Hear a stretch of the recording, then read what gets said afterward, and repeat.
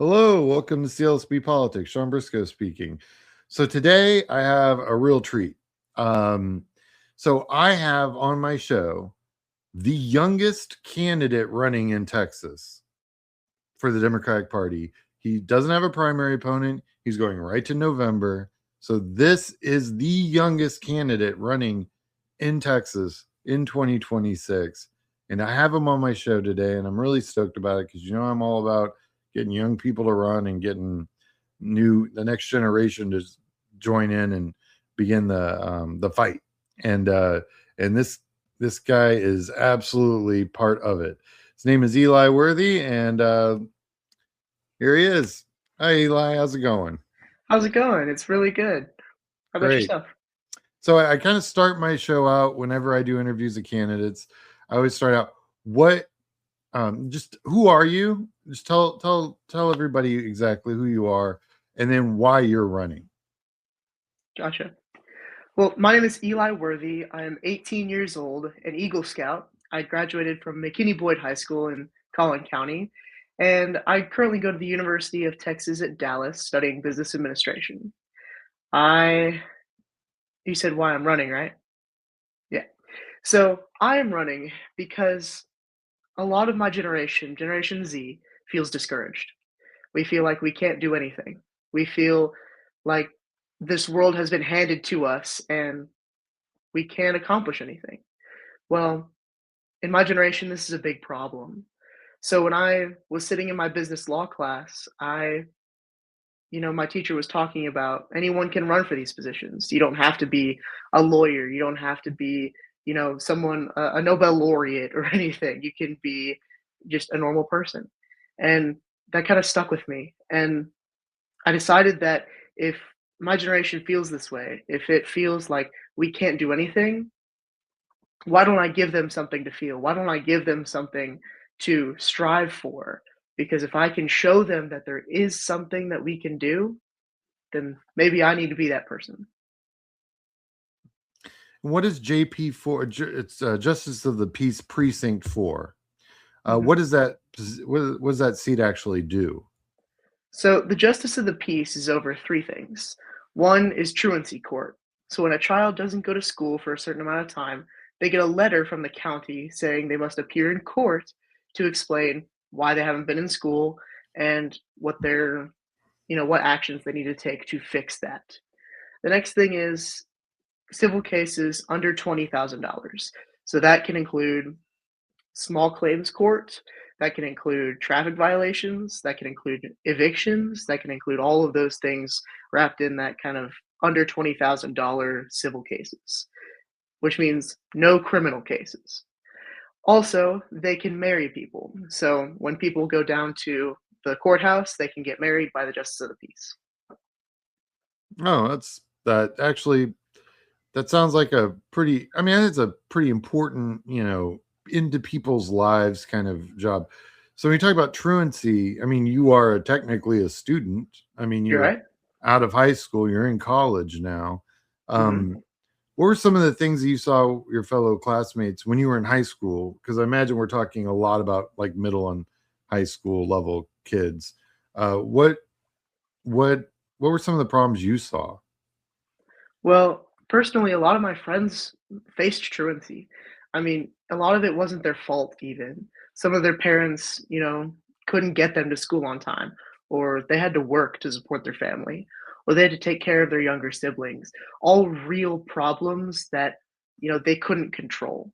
The very 0.1% of them were just choosing not to go to school, which doesn't happen very often, but my friends were taken and put into alternative school, or they were put into community service, or they were put into all those other aspects that further take them away from the education process. And, that really affected them when they were trying to come back to school. And it was just hard to watch, the slippery slope that they get into. Once you go down that path, it's really hard to get back. No, and I'll be honest, I'm a million years old now, but back in the day when I used to not be, I had a lot of friends that went through that exact same thing. I had friends who were smarter than I was, that didn't graduate from high school, ended up getting a GED, just because of random crap they couldn't control. Right. And it's rough. So, I mean, speaking for myself, I think it'd be a really good idea to have somebody who's probably been in high school and seen that first person, Hmm. um, and it not have been 30 years ago. Right. Yeah. So you literally seen this go down the last 5 years. You know what's Yep. happening. And when they walk in your courtroom, you're gonna understand why, because you've Hmm. seen it. And Yeah. I think you're probably the only candidate running in Texas that could bring that to the stage, which is awesome. So okay, so you're we know where, so you're from McKinney, which is Hmm. in Collin County. Everybody who's not Correct. from, Texas, which is Collin County is just north of Dallas County, and it's a growing blue area.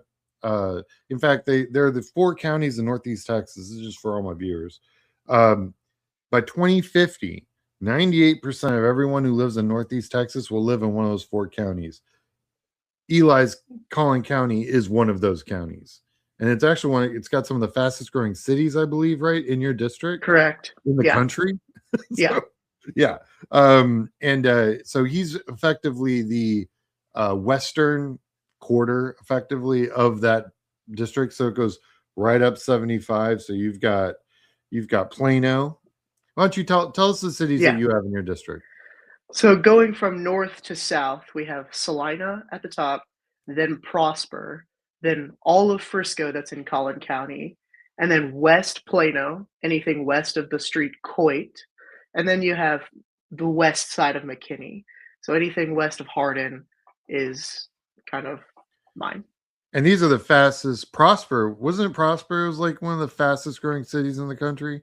Yeah, Yeah. Prosper, Frisco, and McKinney, all three of those were Yeah, Dallas is like the exploding. Borg. It's just eating everything around it.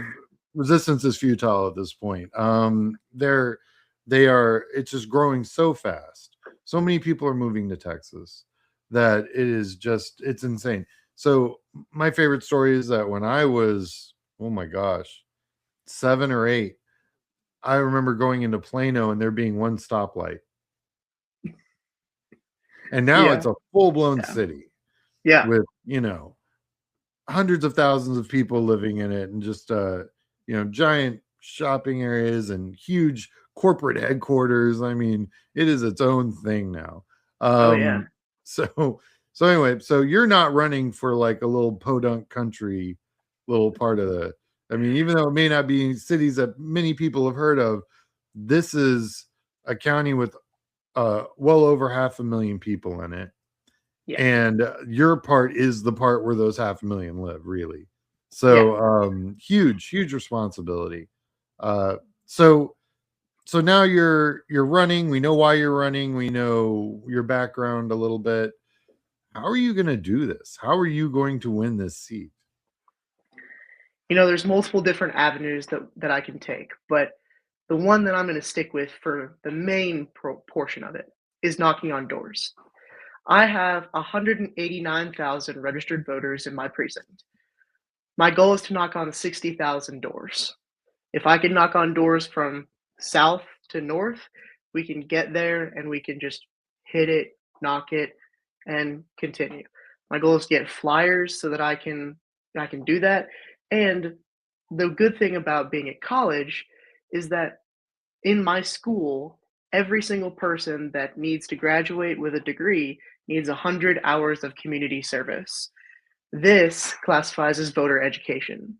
If I can get them out, just even 10 of them, get them out and knocking on doors, this will smooth down the process and make it really quick, really easy. And all I just need is the flyers. All right. So at the bottom of the screen, everybody, is Eli Worthy's website. So you're going to need the door hangers, right? The flyers to Yeah. knock on the doors and to get your message out there. And you're going to talk to people, right? Oh, yeah. Yeah. So a lot of people who watch my show know that I have a deep field background. And full disclosure, I met Eli through a friend of mine. Really, really liked what he had to say up on stage at a Democratic club, and Eli and I became friends, and I helped him build out the database that he used to get the signatures, because he knocked on, how many doors did you knock on to get your signatures? I knocked on 1,100 doors to get my 530 signatures. 530 signatures and 1,100 doors. Tell people what your background is in knocking on doors in your neighborhood. So through Boy Scouts, I have sold mulch and popcorn and camp cards and all the things to pay for scouting. And when I sold mulch, I decided to go all out. When I did that, I printed 4,000 like sheets of paper just with my picture on it, and I rolled them up and I put flyers on every single door in my area, and that was 4,000 doors. And I did that in 3 weeks. And then when he told me that, I was like, "Oh, I need to knock on doors, get my 500 signatures." I was like, "Oh, I know all these neighborhoods. I've already done this every year for 4 years." So I just knocked on those doors and I was able to get my 1,100 doors and 500 signatures. Which, by the way, guys, if you're all of you watching this, 1,100 doors getting 500 signatures is kind of insane. That's like a 33% response rate. Normally, our goal is 12. 12 is a great day, but 33 on total average for a program is insane.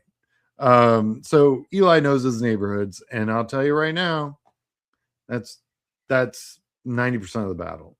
For one thing, you don't get lost. You know where all the real doors are. You know what neighborhoods are worth going into and which ones aren't. Although I imagine if you're knocking on 60,000 doors, there's not a neighborhood you're not going into. Right? So you're going to knock on 60,000 doors. Let's just say you're going to get your 12% response rate, although your track record is quite a bit better than that.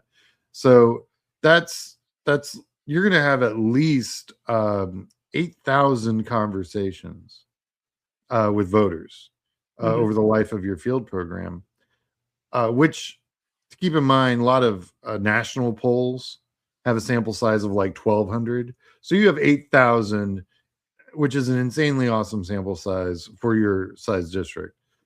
What are some of the questions you're going to ask those people on the doors? Well, one of the main questions that I'm going to ask is what makes them vote? A lot of the Texas people, Texas is a non-voting state. Relative, like that's just a thing. We face a non-voting state, and the goal is going to get non-voters to vote for me specifically. And I'm the last page on the ballot. I'm the last one. I'm the bottom. So, in order to get them to flip to the back page, I have to be worthy of them flipping to the back page. So, if I can show them that I am not only worthy to flip to the back page and, check my box or fill in my bubble or whatever we're doing, if we're doing electronic, um, that's what I want to do. So, I'm going to ask them, why do they vote? Why don't they vote? Why they do what they do so that I can better understand the people that I'm running for.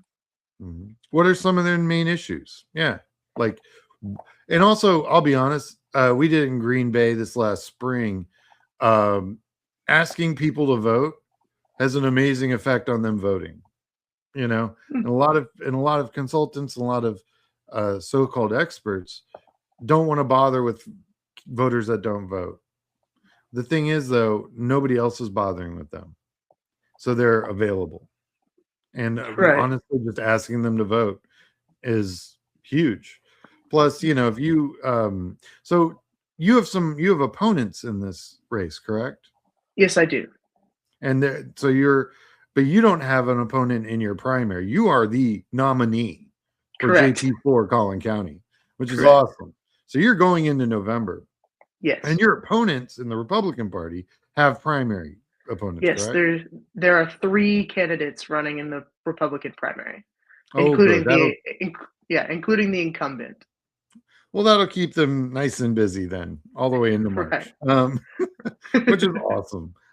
So the big ask here is, so you have an Act Blue account, correct? Correct. Great.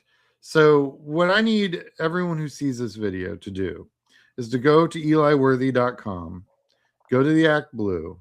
For every $5 you donate to his campaign, he can knock on 60 doors. It's about how many door hangers you can buy for $5. Now he's got to buy a bunch all at once to get that price, but that's basically the goal. So all of your money is going to door hangers, correct? Yes. Door hangers and probably water bottles and pizza because you got to feed this Yeah. army. But Yeah. that's it, which is awesome, Correct. which means it's all every dollar that you're getting is going to be directly linked to finding a voter. Yep. And that's brilliant. Also, I'd like to point out there, Eli did mention something earlier about getting the students that need public service hours to come out. I did the math. If he's able to get a reasonable number of these students, and he has thousands of students available to him, if he can get even 100 of them over the life of his campaign out, the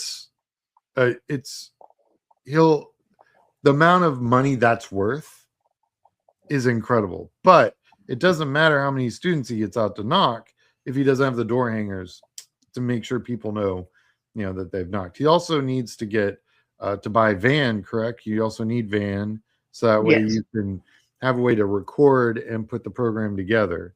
So that Correct. costs money too. But so every dollar you're giving Eli goes to finding votes, goes to getting those votes out in November. And that's what it's doing. So if you're listening out there, world, I know there's about 4,000 of you that subscribe to my page. Please drop this guy some money on his page through his Act Blue, because it will be a huge, huge help. Not just to him.